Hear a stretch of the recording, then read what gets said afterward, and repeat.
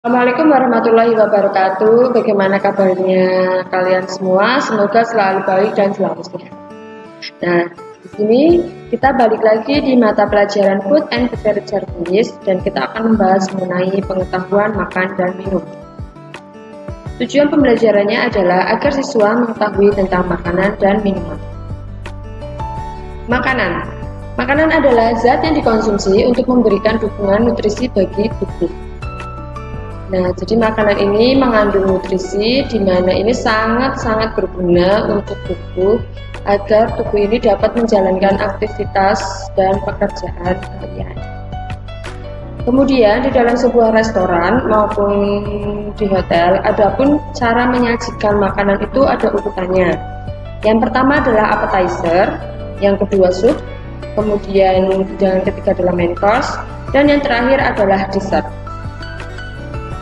Nah, kita akan membahas mengenai appetizer. Apa sih appetizer?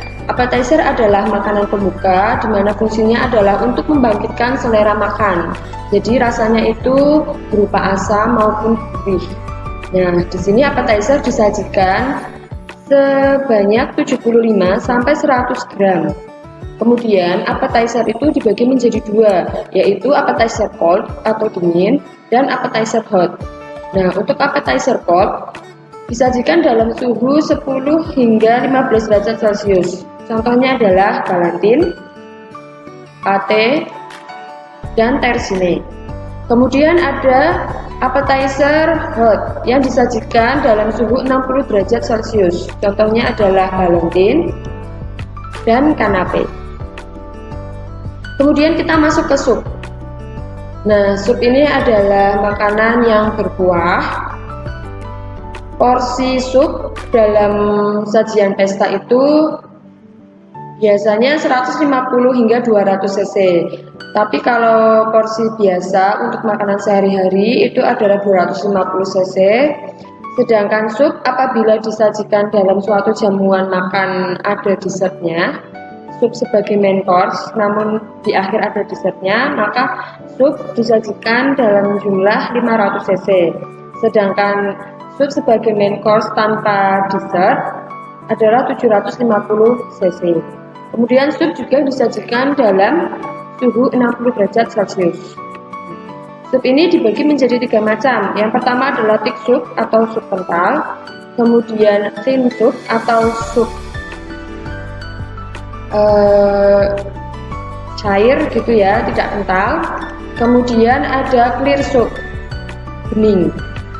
Clear soup dan thin soup itu sama. Nah, kalau thick soup ini adalah sup kental di mana dalam pembuatannya itu ditambahkan krim. Kemudian main course. Nah, kita masuk ke main course. Main course adalah makanan utama. Nah, dalam sebuah main course harus terdiri dari protein, karbohidrat, dan sayuran. Nah, protein ini, porsi dalam menyajikan protein atau dagingnya, apabila dengan tulang, maka beratnya 200 hingga 250 gram. Nah, jika proteinnya atau dagingnya disajikan tanpa tulang, maka beratnya adalah 150 hingga 200 gram. Kemudian apabila proteinnya ini berupa telur, maka disajikan dalam 100 hingga 150 gram. Sedangkan porsi sayurannya dalam sebuah piring main course adalah 75 hingga 100 gram. Main course juga bisa disajikan dalam bentuk sereal maupun pasta dengan berat 75 hingga 100 gram. Dan disajikan dalam suhu hangat yaitu 60 hingga 80 derajat Celcius. Ini adalah contoh dari bentuk main course yang biasa kita lihat. Ini adalah proteinnya, kemudian ini sayurannya, dan biasanya itu ada karbohidratnya berupa kentang, baik potato wedges maupun french fries. Kemudian kita masuk ke dessert. Dessert adalah makanan penutup. Nah, contohnya adalah cheesecake. Cheesecake ini termasuk dalam dessert jenis cold dessert. dengan penyajiannya itu 10 derajat Celcius, sedangkan churros itu masuk ke dalam contoh dessert hot atau hot dessert, yaitu dessert yang disajikan dalam suhu hangat 50 hingga 80 derajat Celcius. Nah, porsi dessert ini antara 100 hingga 120 gram. Nah, kita masuk ke makanan seimbang. Kalau dulu kalian pernah melihat segitiga piramida makanan atau yang biasa disebut dengan 4 sehat 5 sempurna, sekarang ini prinsip tersebut sudah tidak lagi berlaku. Nah, sekarang kita masuknya ke prinsip makanan seimbang. Nah, di dalam 2 buah porsi makanan ini yang terbaru, karbohidrat dan sayuran ini porsinya itu sama dan lebih banyak dari porsi protein. Jadi kalau kalian makan, proteinnya itu lebih sedikit dari sayur-sayuran, gitu ya. Dan jangan lupa untuk selalu makan buah, dan pastinya harus selalu minum air putih minimal 8 gelas sehari. Nah, ini tambahan adalah reminder atau pengingat untuk kita bahwa kita kalau makan itu jangan terlalu banyak gula dan jangan terlalu banyak garam dan jangan terlalu banyak minyak. Karena apa? Karena ini akan menyebabkan gangguan kesehatan seperti diabetes, kolesterol, dan kanker. Kemudian dan jangan lupa sebelum makan kita harus mencuci tangan terlebih dahulu, apalagi sekarang masih maraknya pandemi virus corona. Makanan seimbang itu fungsinya buat apa sih? Nah, makanan seimbang ini mengandung 3 kegunaan, yaitu sebagai zat pembangun, zat pengatur, dan sebagai zat tenaga. Kemudian kita masuk ke minuman. Minuman ada 2, yaitu minuman non-alkohol dan minuman alkohol. Dan kita masuk ke minuman non-alkohol. Minuman non-alkohol yang kita tahu itu adalah minuman yang tidak mengandung alkohol sama sekali sehingga minuman tersebut tidak dapat memabukkan. Contohnya yang pertama adalah mineral water. Mineral water dibagi menjadi 2, yaitu natural mineral water atau air yang bersumber dari air gunung, dan artificial mineral water, yaitu air putih atau air gunung biasa yang mengandung gas CO2 atau sparkling atau soda, ya, seperti Sprite atau Fanta yang gunung itu. Nah, ini masuknya ke artificial mineral water. Kemudian kita masuk ke nourishing water. Nah, nourishing water ini gunanya adalah untuk menyehatkan tubuh karena nourishing ini mengandung banyak vitamin dan banyak zat gizi lainnya. Contohnya adalah yang pertama itu infused water, kemudian fruit juice atau jus buah, dan tentunya adalah soft drinks. Refreshing drinks adalah minuman yang berguna untuk menyegarkan pada saat zaman makan ataupun mungkin pada saat suhu panas. Nah, ini refreshing drinks ini fungsinya untuk menyegarkan dahaga. Contohnya adalah sirup dan squash. Nah, bedanya adalah kalau sirup itu cairannya itu kental, kemudian ditambahkan dengan air lagi lebih banyak dan harus diaduk.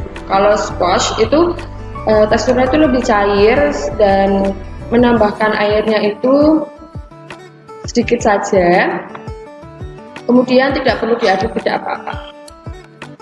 Kalau untuk segarnya itu lebih segar squash dibandingkan sirup.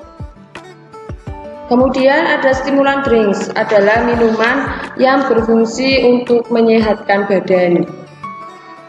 Tadi selain dari nourishing itu ada stimulan juga. Nah, stimulan ini selain menyehatkan badan juga sebagai untuk penyembuhan dalam proses mengobati penyakit. Nah, contohnya adalah kopi, coklat, dan teh.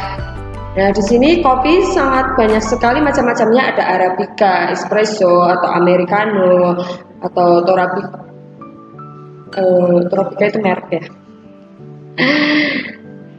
Dan ada kopi susu, banyak sekali. Kemudian ada minuman coklat hangat. Nah, kalau coklat itu bisa disajikan dingin maupun panas gitu, tapi kalau panas itu lebih enak. Kemudian ada teh juga. Nah, teh ini banyak sekali macam-macamnya. Ada green tea, red tea, black tea, white tea, yellow tea, maupun flower tea. Nah, flower tea ini tidak harus dari daun teh.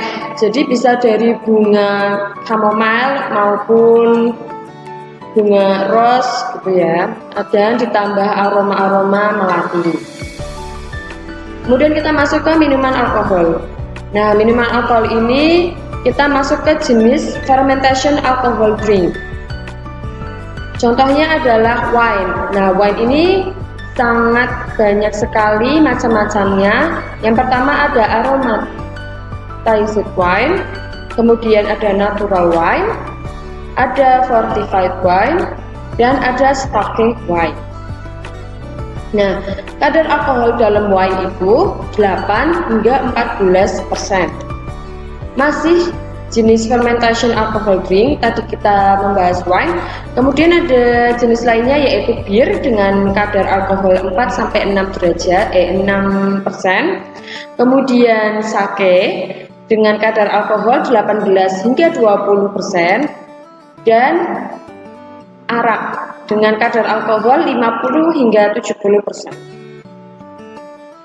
Masih minuman beralkohol, kita masuk ke fermented distillation dengan kadar alkohol 34 hingga 45%. Nah, fermented distillation ini adalah minuman beralkohol di mana proses pembuatannya itu harus melalui proses fermentasi. Contohnya adalah brandy, whisky, cognac, rum, dan tequila.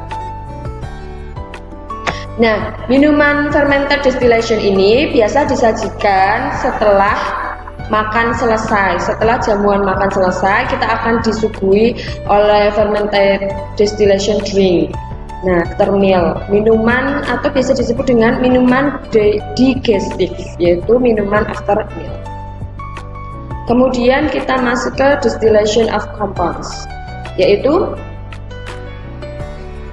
dengan kadar alkohol 36 hingga 45%. Jadi ini kadar alkoholnya itu sudah sangat tinggi. Contohnya adalah Tia Maria dan Kahlua, yaitu minuman alkohol di mana bahan utamanya itu adalah dari kopi. Kemudian ada Midori.